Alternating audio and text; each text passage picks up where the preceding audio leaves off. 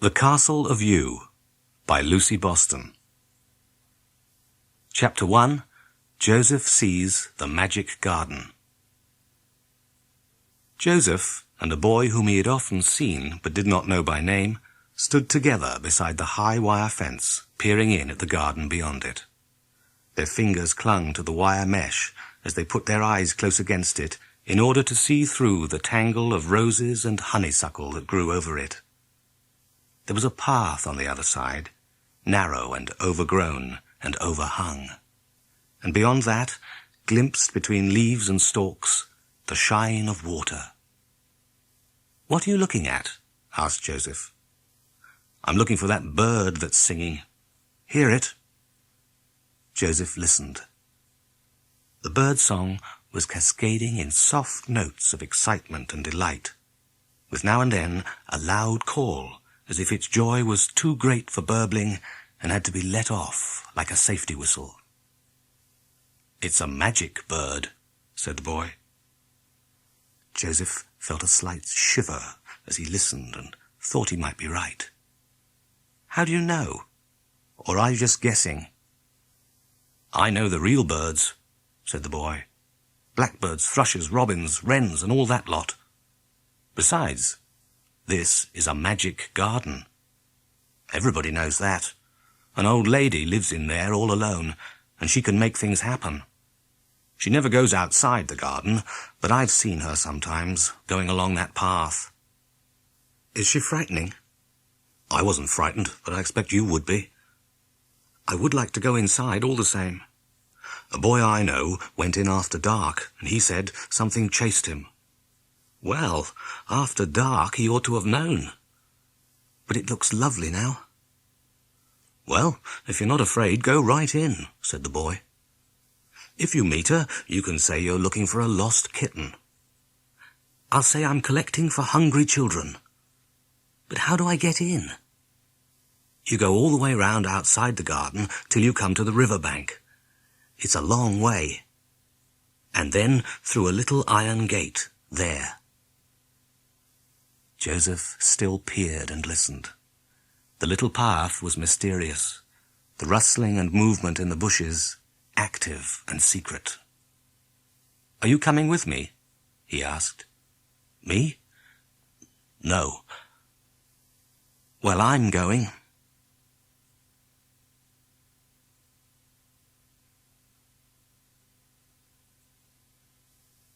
Chapter 2. Inside the Magic Garden. Joseph put his hand on the little iron gate and wondered whether he dared go any further.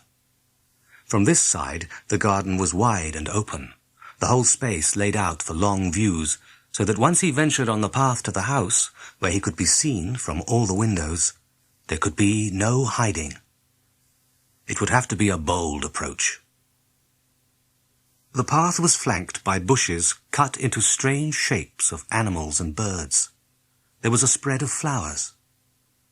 While he was hesitating, the postman came along on his bicycle. He stopped beside Joseph, straddling his long legs to balance the machine with its awkward piled-up carrier. "If you are going in," he said, "be a pal and take these letters with you. It'll save me a lot. The house is right off my round and no short cut to it." Joseph never liked to say no, so he took the letters and set off slowly up the long path. The garden was very sweet-smelling, full of happy bees. Countless birds crossed from tree to tree and sang wherever they perched, each singing his own special song, so that the air vibrated with every kind of trill and whistle. Joseph began to skip and whistle too, but checked himself in case it did not seem polite. He approached solemnly. All the windows of the house were open. The curtains waved, and the birds flew in and out. He saw nobody moving in the rooms, nor did he hear any sound of life, hoovering or washing up or wireless. Inasmuch as Joseph was almost trespassing, or at least thinking of trespassing, you might think he would have been glad to find he had the place to himself. In fact, he didn't like the idea of being absolutely the only person there. It made much too much emptiness. The bell was a ship's bell hanging outside the door. It would not ring discreetly somewhere away in the house, but would peal and clang loudly in the open air so that everyone in the village would know. To reach the rope, he would have to stand on the doorstep on tiptoe, and just as he put up his hand, the door opened. He found himself face to face exactly, for they were the same height, with a little old lady. They were eye to eye, and the old lady's eyes saw uncomfortably far into Joseph's troubled stare. She did not look like a witch. She was bent and crumpled, and had hair like white straw, and her legs were as thin as a robin's. She did not look tricky or spiteful or dangerous, but there was something about her that made Joseph anxious to be very polite. "The postman asked me to bring your letters." "Thank you. That was kind of you." Her voice was the only thing about her that was not old. No one could decide to take no notice of what she said. She would do very well, thought Joseph, for a fairy godmother, the one that comes after the bad, ugly one and straightens things out again. He wondered what her birthday gift would be. The old lady did not seem in a hurry to close the door. She just stood looking out at the garden and nodding her head at something that pleased her.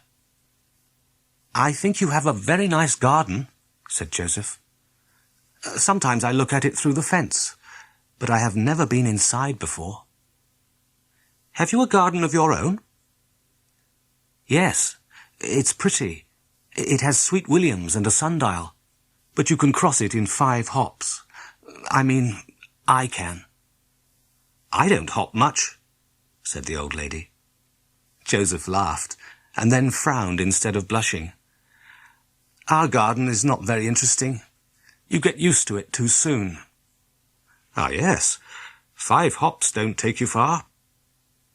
"Now this garden is like a long book. You never know what you will find on the other side of the page. Would you like to explore it?" "Yes, please. May I?" "You may." "Can I go wherever I like?" "You can go anywhere you want, if you really want to." This had a slightly solemn sound, and Joseph hesitated. "Is there anything dangerous?" he asked. "Go on with you," said the old lady, "and find out." She closed the door.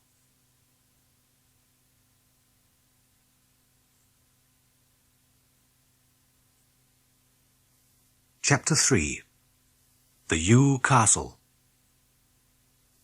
The first thing to explore was, of course, the flashing water that Joseph had glimpsed through the fence. It took him quite a time to find it. Wherever he went, the garden opened out beyond him. Paths led in every direction, and it took courage to venture into such strangeness quite alone when it closed round him. Empty gardens often seem to threaten an intruder, more so even than the wildest country, because they are made to be private. And who can tell whether, for instance, a tunnel cut through a dense evergreen hedge will let you through or close in and catch you in the middle? After all, bushes are alive. They stand there and wait. Joseph remembered he had been invited and pressed on, though slowly. The twittering and whistling and fluting of the birds was so loud it made him feel dizzy, and it drowned all other sound. He had an idea that there were many other voices he could not hear. At last he came to the water, a slow stream lying between steep banks, so that it was invisible till the top of the bank was reached. It passed between leaning trees, close bamboo, and rushes, reflecting them all in its dark water, with only an occasional mirror of bright sky between branches. It was very different from what he had imagined. It was beautiful, haunted, beckoning, and sinister. Steps led down to the water's edge, to a little platform where Joseph could stand looking in. He remembered the Grimm's fairy tale, in which a quite unbearable, huge face comes up out of the water and says, "Wash me." Perhaps the platform was exactly for that. Even the picture in the book was too frightening to look at. He ran back up the step toward the safety of the lawns, but caught his foot in the ivy and fell headlong. A scolding squirrel pelted him with nutshells, and 2 others joined in, shaking their long tails in so many different movements you would have thought they had a deaf and dumb language. Joseph picked himself up and went on. Presently he found himself facing the back of the house. Here again, all the windows and doors were wide open, without any sign of life. What an emptiness! Anything might happen. Anything might walk in. Anything might come out. Joseph began to move about under cover of the trees and bushes, as if he were afraid. But of what? He came to a little sunlit place, where there were yew bushes cut into the shapes of chessmen, set out as in a game. There were the king and queen, the bishops, the knights, and the castles. They were all taller than himself. The empty squares on the imagined chessboard were alternately paving stones or beds of pansies. The castles had battlements round the top. With constant clipping, the walls were solid. Windows had been cut in them, and there was a door in the bastion. How safe and cosy they looked compared with that big house standing all open, with nothing moving in it but the wind and the curtains. Joseph wished with all his heart he could live in a green castle.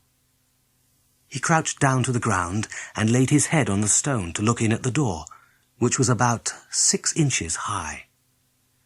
Through it, he saw that the bush inside was hollow. He could see into a sort of round hall, neatly cobbled with very small pebbles. He felt a passionate longing to go in.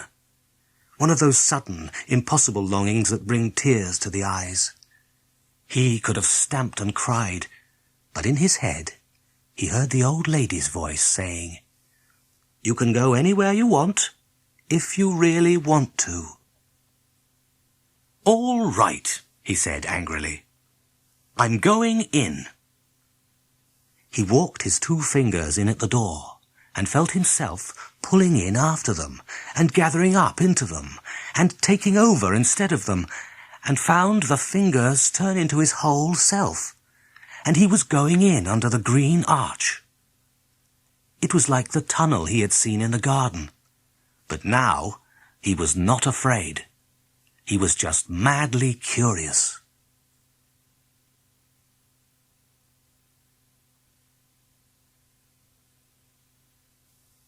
Chapter 4. Company in the Castle. The cobbled hall was large, dusky and dim, smelling very strongly of yew, which was pleasant, suggesting both log fires and stables. Joseph looked round, getting used to the green half-light. At one side of the door, dead grass cuttings had been swept like straw into a loose box. That must be where they keep the horses, he thought. In the centre of the hall, the main stem of the yew went up, and from it the branches grew out straight, like rafters, bare till they reached the walls, where all the leaves were crowded on the clipped twigs. From a window higher up, a shaft of light fell down, in which the dust motes danced. Joseph stepped back into the centre to look at the upper part, and then he found that someone had built a light corkscrew staircase up the middle. It had been easy, because each branch grew out from the trunk a little higher up than the last, in a natural spiral. He went up. Wherever there was a window, there was a room on the level place where a branch spread its fingers. Its floor was planked with dead bamboo leaves in neat rows. The first room was empty. The second faced west and had gossamer curtains looped over the window and a carpet of gold and purple pansy heads strewed evenly over the floor. This must be for receiving very important visitors. The third floor room faced south. This had a more lived-in feeling. Over the window hung 2 fern leaves, making a pattern like a slatted blind on the floor. They could be rolled up, back to their own curled-up shape as buds, but the sun was hot and the green blind very pleasant. There was a bed, as big as a 4-poster, but it was round, made of basketwork. It was, in fact, a blackbird's nest. Joseph, on tiptoes, was able to look over the edge and saw inside a pillow and a coverlet made of woven grass. He had no doubt that this was a visitor's room, and the bed had been made specially for him by the old lady fairy godmother. He began to sing a song of ownership, making it up as he went along. This is my castle, this is my room, this is my bed, I have a pillow under my head, I have a curtain of slatted gloom to draw when I sleep in my castle. He was interrupted by a sound of dragging and puffing downstairs. He looked anxiously over the edge of the stairs. "Phew," said a boy's voice. "What a weight it is." Joseph stood up on the stairs. "This is my castle," he said. The other boy looked round. It was Robin. Joseph knew him quite well and liked him. He was older than Joseph, but never bullied him. "Hello, Joe," said Robin. "Be welcome. It's my castle, really. I am Sir Valiant of Cornwall. I was just thinking I needed a page. Come here, page. Help me to move this sack." Joseph found this arrangement natural and pleasing. He yielded his claim to the castle and came downstairs, only making sure of his position by saying, "Pages live in the castle, don't they?" "Course," said Robin. "It's better with 2. Come on, heave this in." With surprise, Joseph saw that the sack they were dragging along was a polythene bag of nuts and raisins. He patted his jacket pocket. It was empty. This was his bag, that must have fallen out while he was lying on the ground to look through the door. It is queer to see something that was previously a mere knob in your pocket enlarged to a size that will barely go through the door. The raisins were as big as school caps, the nuts like coconuts. "Some giant has been here," said Robin. "We must be careful. Fee, fi, fo, fum, you know." Joseph brushed this aside. "It was me," he said proudly. Robin laughed. "I wish I'd thought to leave something like that handy before I—" "It was sensible of you. My coat is hanging on a post where I can't get it." Joseph knew he was being praised for something he had not meant to do, but praise is sweet. After a minute he said, "I nearly thought of it." Then he added, "How did you get in?" "Oh, there it is." In the loose box where the litter had been bedded stood a shining, swishing, pawing horse. It was bay-coloured, but its long mane and tail were dark green, the colour of yew trees. Anyway, the light was green, so perhaps the horse's high gloss reflected its stable. "That's my horse," said Robin. "I wanted to play knights, and when I saw the bushes cut like horses' heads, I climbed on one and sat with my legs round its neck. And I pushed at its neck and said, 'Down, down, Emerald, stop rearing.' And of course, when it put its 4 feet down, it was only half the height. And we rode across the bridge towards the castle, and the grass and the plants were growing so fast, I could see them doing it. They grew higher and higher as I rode along, far above my head. It was like falling in a dream." I was thankful to ride into the castle. I wish I had a horse, said Joseph. Can you ride? No. Then you can do as much with this one as you could with your own if you had it. Try her with a raisin. Robin had taken off the india rubber band from the neck of the bag. This is yours, he said, magnanimously handing it over. Don't lose it. It will be very useful. Joseph found the rubber wouldn't stay rolled up in his pocket, so he put it round his waist. It's my belt, he said. He gave Emerald several raisins. She was a very friendly being, though with a quick will of her own and startling, unexpected movements. We'll have dinner upstairs, said Robin. Can you eat a whole nut? That stack of buttercup petals in the corner is the plates. We throw them away after using. It's the modern way. Follow me, Page. They went up the corkscrew staircase to the second floor, where the room had a carpet of pansies. Take your shoes off before you go in. People never walk on Persian carpets in shoes. I thought this was for very important people, said Joseph. Knights are very important people. This is a carpet I brought back with me from Herod's palace when I was in Jerusalem on the crusade. Very rich and silky. Joseph rubbed his bare feet gently on the deep surface of pansy petal. A beautiful, drowsy perfume arose. They sat, cross-legged, with their buttercup plates on the carpet beside them. The yellow, reflected from the buttercup, lit up their faces like sunlight. The nuts were too big. The boys could only gnaw into them like two mice. But Robin had a penknife with which he cut raisins into slices like fruitcake. It was a very good meal. While they ate, Joseph looked through the window and saw that from the yew tree chess set outside, one knight was missing.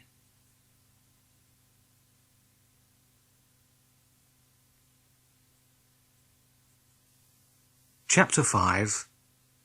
A Monster at the Door.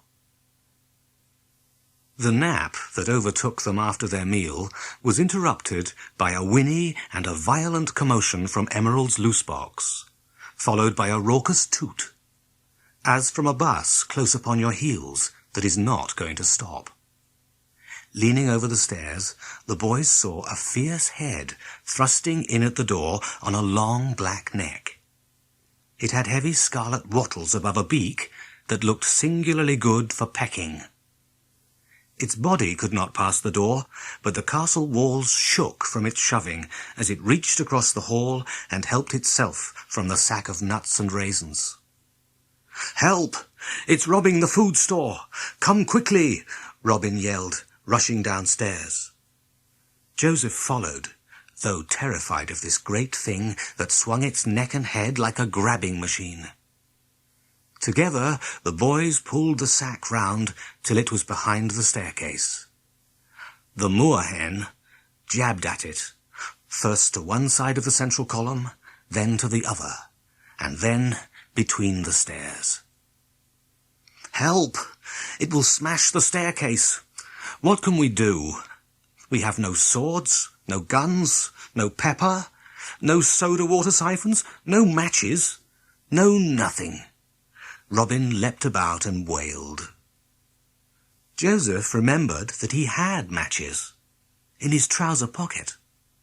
Absolutely forbidden, but he had not been able to resist.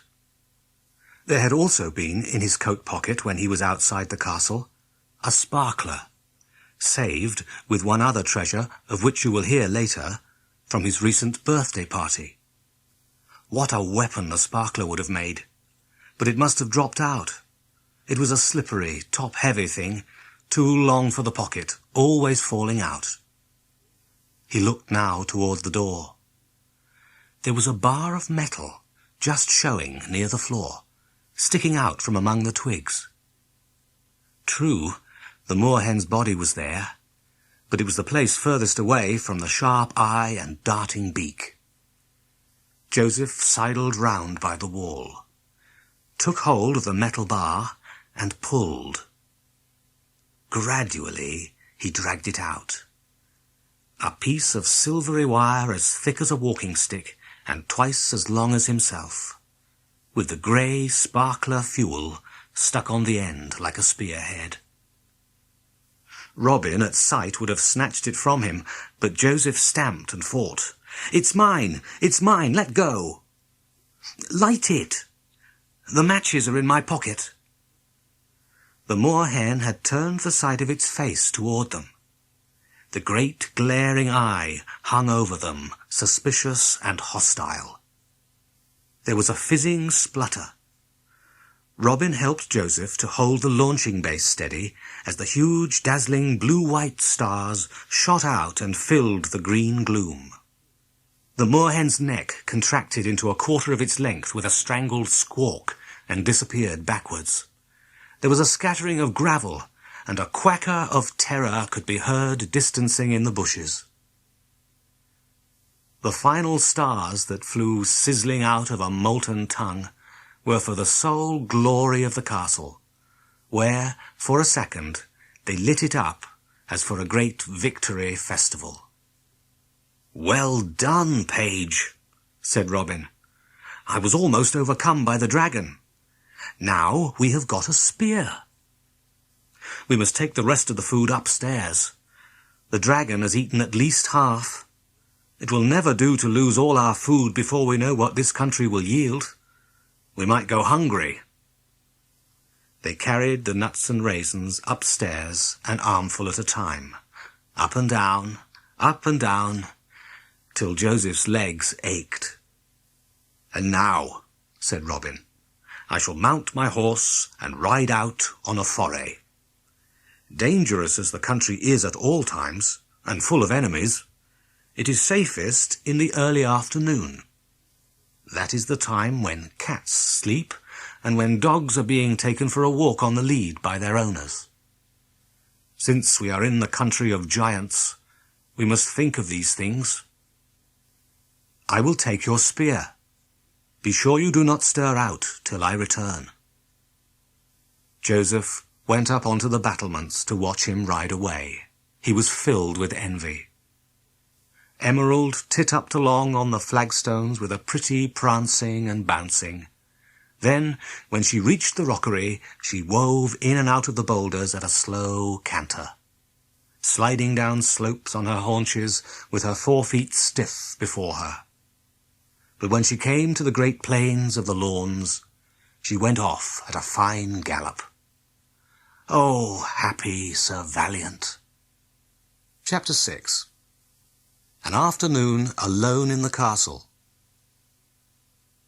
For a while, Joseph was content to lean on the battlements and look out over the strange view. Now and then, bumblebees flew past, droning like helicopters.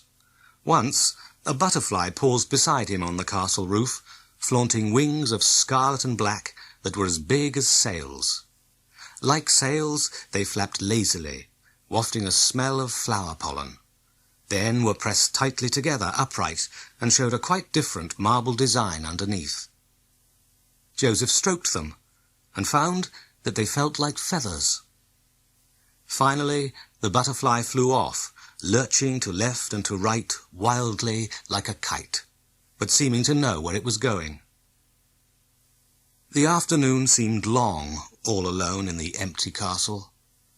Joseph explored it again, looking out of all the windows. This time he found another bedroom, just under the roof. It had the same rolled fern curtains and a beautiful round nest, made entirely of new moss, exactly the right size for him. It had a coverlet of woven cobweb and thistledown. At one side of the nest was a leaf of lamb's tongue, furry side up for a bedside mat. Joseph wanted to put something of his own in the room, to show it was his. Things of one's own are home-making. He felt in all his pockets. Matches, but he wanted to keep those with him. String, a pebble, a shell, a pencil sharpener, A birthday card with a picture of a jet airliner, a crumpled piece of gold chocolate paper that had covered a whole layer of chocolates. But as he feared, his other real treasure had rolled out. He put the pebble and the shell on his windowsill as ornaments. Then he hung the picture of the jet on a convenient twig and sat down to look round him with pleasure. Certainly, it was now his room. He put the string back in his pocket and picked up the pencil sharpener. It gave him an idea, and he went and fetched a piece of broken nut out of the sack. He pressed it into the pencil sharpener and turned. Out of the top came delicate curly slices of nut, crisp like super cornflakes. The only difficulty was that of breaking the great nuts without a hammer. He carried a nut up to the battlement and threw it down onto the flagstone below. Success! It split in half, and after that was easy to break. He cut 2 buttercup plates full of crisp rolls, ready for when Robin should come home. In the process, eating the fragments, he became very thirsty. He put on his thinking cap, an expression he was fond of. It meant sitting with one first finger on his temple and the other pointing to the sky, as in a picture he had seen somewhere of a wise man. An idea came. He carefully straightened out his sheet of gold paper, and using his thumb to shape it as a potter would, he formed a golden cup on a stem with a round base. It had been a big sheet of gold foil, and made a drinking vessel, the proper size and just the thing for a knight's castle. He stood it in the middle of the pansy carpet, where it looked splendid enough for King Arthur. However, it was still empty.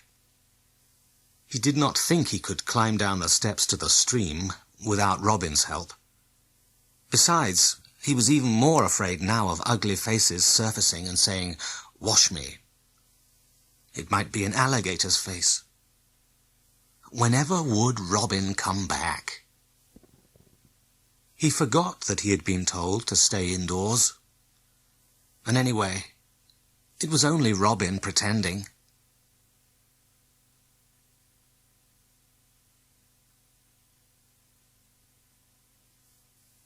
Chapter 7. Joseph in the Pansy Wood. Joseph went out at the door in the bastion and looked around. The pansies, filling an empty square in this huge chessboard, were like open parasols, each tipped up to the sun to shade its stalk and roots. Joseph was looking for his lost treasure. It was a snake's egg firework out of a cracker. When he last saw it, it had been a black ball as big as a marble, but now it would be as big as a football, though nearly weightless. The soil under the pansies was very stony. He bent down and passed underneath into their heavily scented shade. It was a weird and magic wood to walk in, its shadow streaked with bright yellow and violet, where a half-open pansy had not yet found a way up into the sun. Joseph stumbled round over roots and stones, so pleased with the place that he forgot for a while what he was looking for. By and by, as his eyes got used to the queer mixture of coloured darkness and stained-glass light, he found himself face to face with an almost invisible speckled frog, as big as a fat man. Face to face, that is, as far up as the wide smile, for the frog's eyes, which stick up on the top of his head, were out of sight.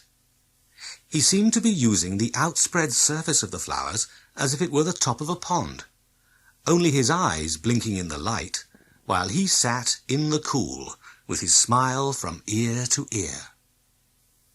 Joseph had a long stare at him, his deep breathing, his absent, deep contentment, but the frog gave no sign.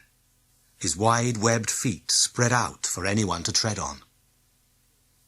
Presently, Joseph moved on again, remembering to look for his egg. and where he passed, the pansy parasols swayed and showed the way he went. Before long, he saw his egg, wedged in a cluster of pebbles opposite the castle door, and separated from it by the width of the paving stone. He set it on the smooth surface and gave it a push towards the castle. What was it that gave the alarm? Some little sound from the frog, or a bird or mouse that he had not even consciously heard? Perhaps just a seed dropped from a beak. Joseph was suddenly aware of great danger. He cowered under his pansy cover, from which he saw the soft round ball of his snake's egg roll safely in at the castle door. He peered up through the chinks of the parasol flowers and saw 2 eyes like round windows high above him. They were yellow and had a vertical black slit that was like a gap between curtains, and they stared terribly without any expression at the spot where he was hiding. He made out that to be so high up, the cat must be on the branch of a tree. At any rate, not within striking distance, he hoped.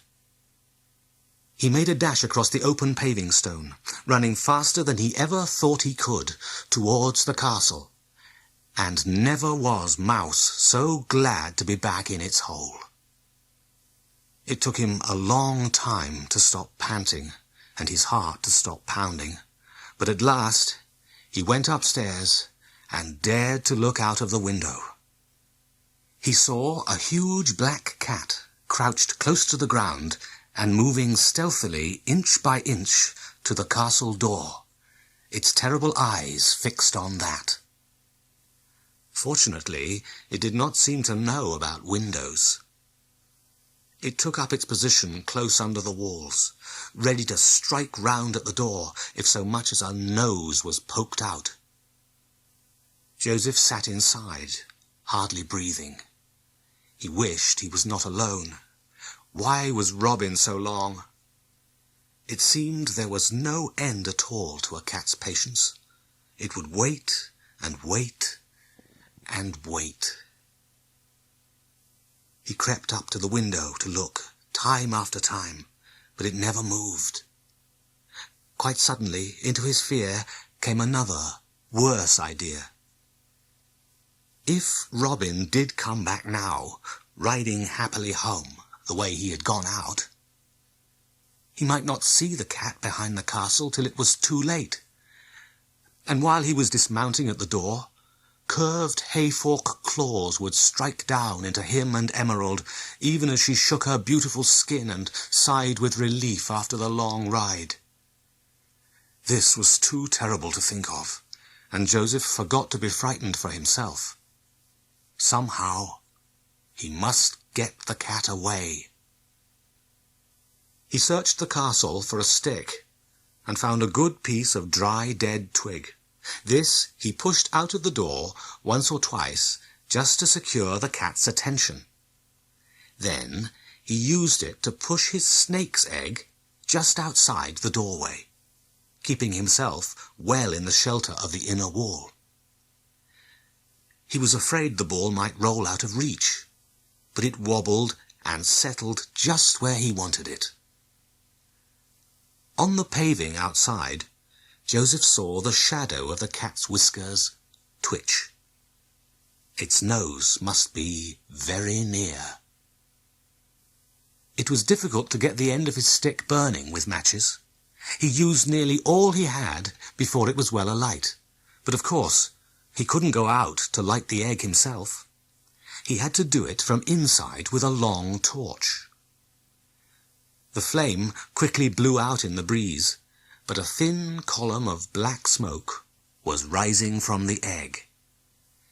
Then the black shiny snake, jointed like a caterpillar, was rearing itself up in coils out of a cloud of stink bomb fumes and towering about the doorway.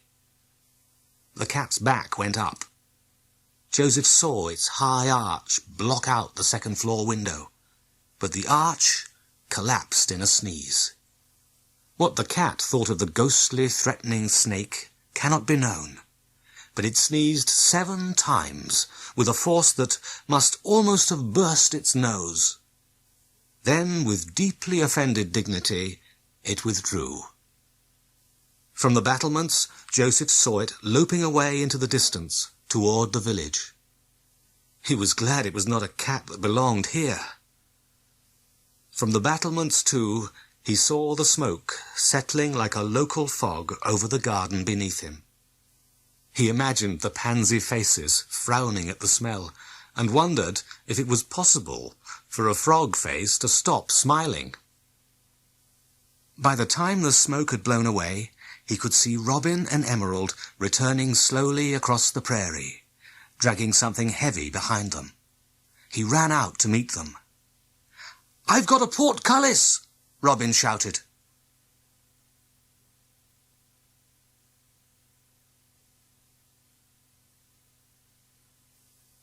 Chapter 8. A Victory Supper in the Castle. Arrived at the castle, Robin and Joseph unharnessed Emerald and let her in.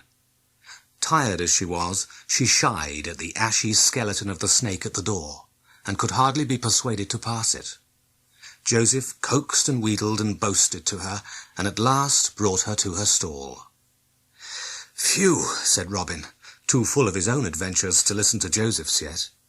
"That was a good afternoon's work. I thought I'd better ride all round to spy out the land. I found, far away from here, a great plantation, where every row of the crops was protected against robbers with wire cages arching over the whole length. At the end of each wire tunnel is a smaller piece shaped round at the top to block the opening. Just the right size for a portcullis, and with spikes on the bottom too. I used Emerald's surcingle to pull it up. The hardest part was dragging it out of position. Now we can shut ourselves in safely at night." Joseph was glad of this. The two of them managed to drag it along on its curved edge, spikes upward. They leant it against the inside wall of the castle by the door. It might have been made for it. "I'm as thirsty as a dog with a mouthful of sand," said Joseph. "Ha, Page, that's another thing. As I rode through this strange land, looking to left and right, I saw a pitcher plant with pink and white jug flowers hanging from its boughs. I plucked 2 and brought them with me. Here they are. Tie a rope to the handle and let them down into the water from the bridge."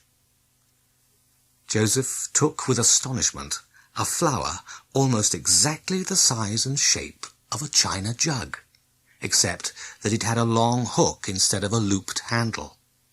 He brought out his piece of string and tied it firmly on. It proved just long enough to reach the water if he lay flat on the bridge and stretched his arms down. The jug came up, wobbly with water, and splashing it out of its wide mouth. Joseph carried it home with great care.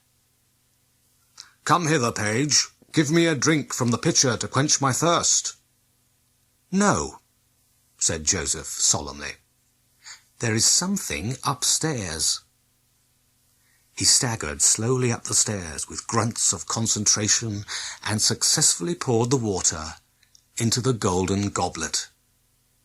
Then he came down again with what was left of the water for Emerald. He held the jug for her while she emptied it and licked the bottom, and finally ate the jug. However, there was another, which Joseph hung up on one of those convenient twigs. "Now you can come," he said.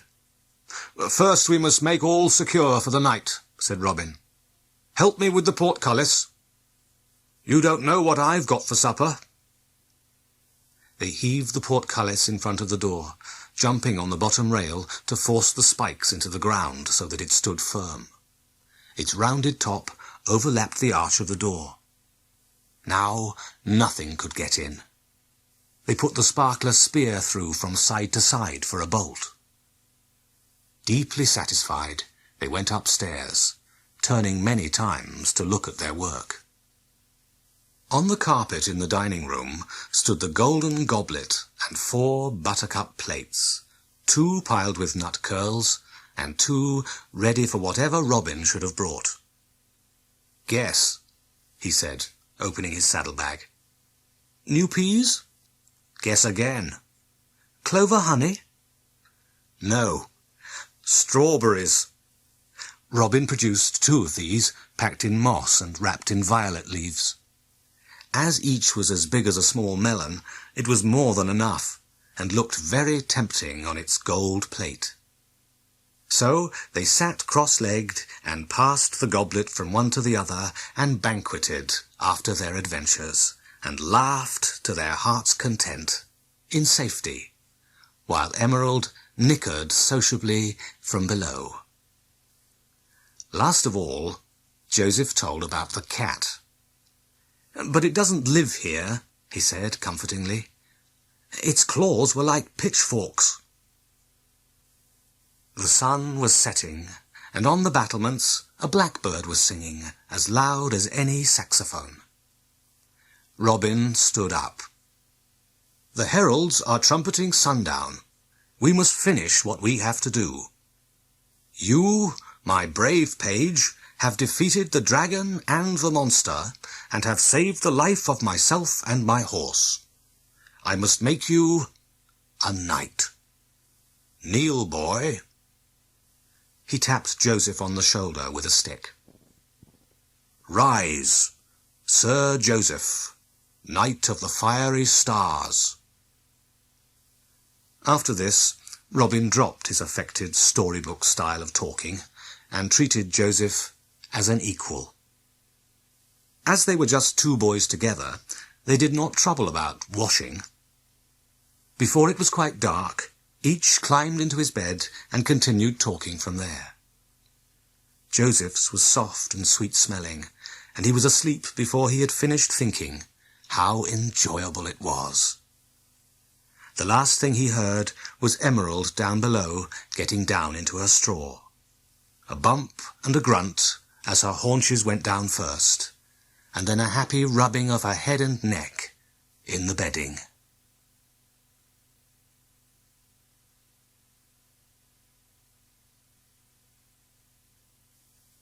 Chapter 9. The Robber Squirrel. The boys were woken up by the blackbird herald on the roof of the tower. It was answered from all over the garden and from far away over the fields, although it was as yet hardly light. Joseph got up to look out of the window. The deadly chill of early morning bit into everything. Quicksilver dewdrops as big as goldfish bowls hung on every leaf and blade. No wonder the grass bent under its weight. One of those on the back of one's neck would be discouraging.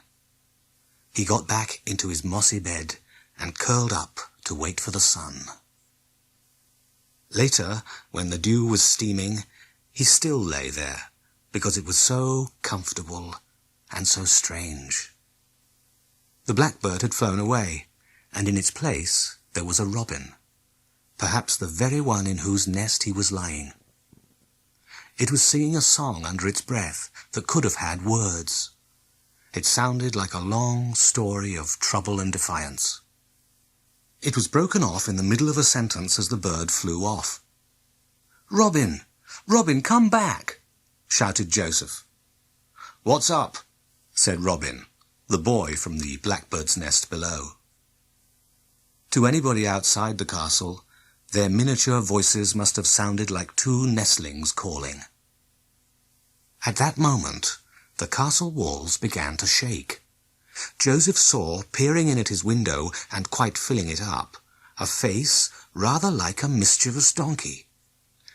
It was worse than mischievous. It was ruthless. It chewed in anticipation. "Robin!" shrieked Joseph. The face moved to one side, and a hairy arm shot in with bulging shoulder muscles. A leathery hand, like a gorilla's, grabbed at the nest with Joseph in it and pulled it nearer. Joseph's mouth was open, but no sound came. Shaking all over, he seized his rubber band belt, which he had taken off in the night because it was tight, and pulling it to full stretch with both hands, he let go with one. The elastic leapt to sting the attacker on the nose. There arose a jabbering and scolding such as a shrewish old woman might make.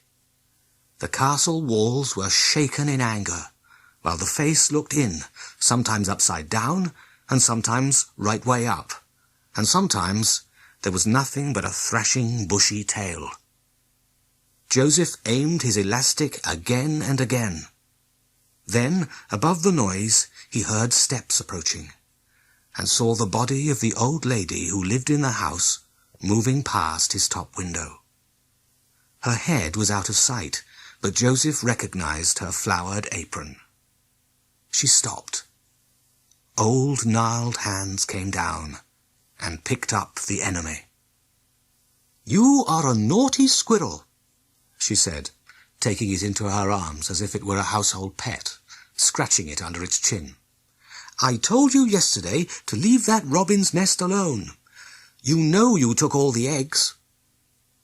Through the window, Joseph and Robin watched the little bent giantess go away, feeding the squirrel with biscuits out of her pocket as she went.